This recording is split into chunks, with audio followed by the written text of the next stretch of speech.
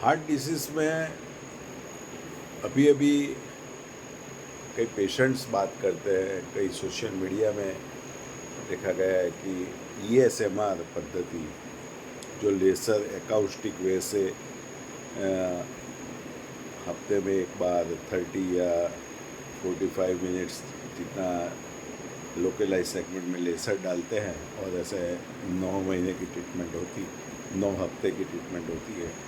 लेकिन उसको एफडीए ने क्लियर नहीं किया है।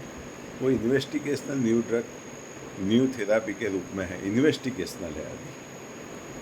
वो दूसरे कंट्रीज़ में उसको मान्यता होगी, लेकिन इंडिया में और एफडीए ने अप्रूव नहीं किया है।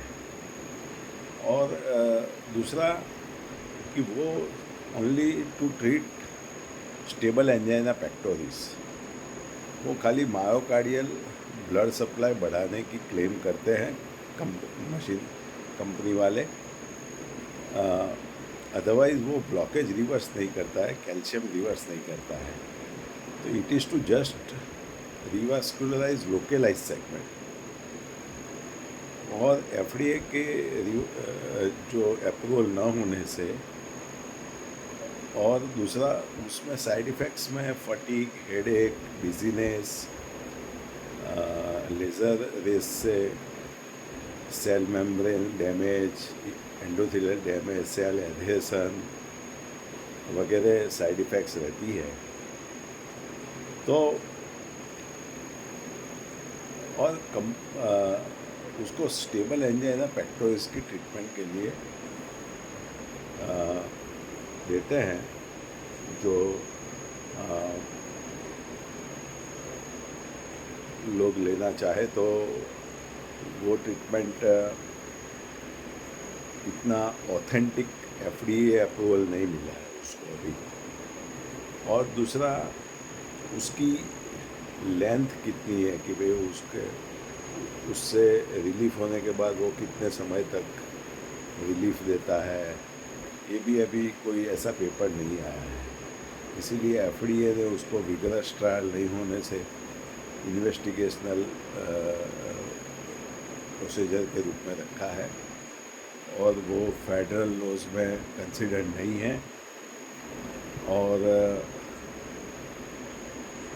आपको जो नॉन सर्जिकल ट्रीटमेंट लेना है तो medical treatment, intensive medical treatment means दवाइयाँ, और FDA approved all over the world including US, Europe, Saudi, Russia, India, all Asian countries, European countries, ECP enhance external counter concession treatment ही दीजिए।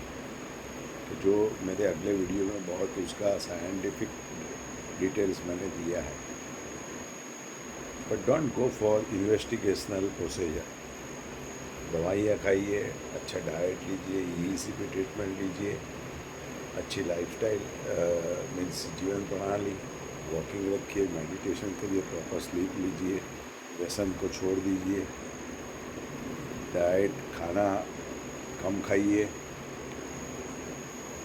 और दूसरी कई चीज़ें हैं कि जो हम कंसल्टिंग में बताते हैं। लेकिन एक नॉन सर्जिकल प्रोटोकॉल है, और उसके साथ यूएस एफडीए का लेबल जुड़ा हुआ है ईसीपी ट्रीटमेंट का, तो वो लेना बेहतर है आपके लिए।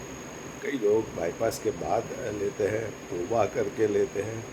तोबा मीन्स बलून फुला के उसके बाद ट्रीटमेंट उनको लेना पड़ता है। कई लोग स्टेंट मल्टीपल डालने के बाद लेते हैं, तो कई लोगों का पंपिंग कम हो जाता है तो पंपिंग बढ़ाने के लिए लेते हैं, कई लोग पेन के लिए लेते हैं, और सबको बेनिफिट मिलता है। तो उसका सक्सेस रेशियो बहुत अच्छा है, और नॉन ट्रॉमेटिक है। 5-7 साल बाद आपको फिर से ज़रूर पड़े तो आप फिर से ले सकते हैं, क्योंकि नॉन ट्रॉमेटिक है, not a single needle is introduced. That is the beauty of this treatment. और कार्डियक साइकिल के अनुसार चलती है। एक ही ट्रीटमेंट है कार्डियोलॉजी फ्रेटर्निटी में कि जो कार्डियक साइकिल के अनुसार चलती है, और मायोकार्डियल ऑक्सीजन रिक्वायरमेंट कम करती है और सप्लाई बढ़ाती है। वो भी एक ही ट्रीटमेंट है, ईसीपी, मेडिकल कार्डियोलॉजी फ्रेटर्निटी में। of ECP by trained doctor, trained experienced doctor, not trap in advertisement or reviews, or because all this is fake and paid. आप लोगों के अभिप्राय से जा सकते हैं, आप पर्सनली डॉक्टर से मिल के बात करके आप ऑथेंटिसिटी ले सकते हैं, लेकिन ECP and medical treatment with dietary changes and change in habits of life, like to quit tobacco or smoking if you are taking, or quit alcohol if you are taking, quit fried non-veg if we are taking, quit dairy products, packaged products, junk food, वो सबको बंद करना पड़ता है. Plant based vegetarian alkaline food खाना पड़ता है. तो ये सब इसके साथ में प्रोटोकॉल में आता है. So ECP treatment is a treatment of new century. Remember this. That's why FDA has approved it.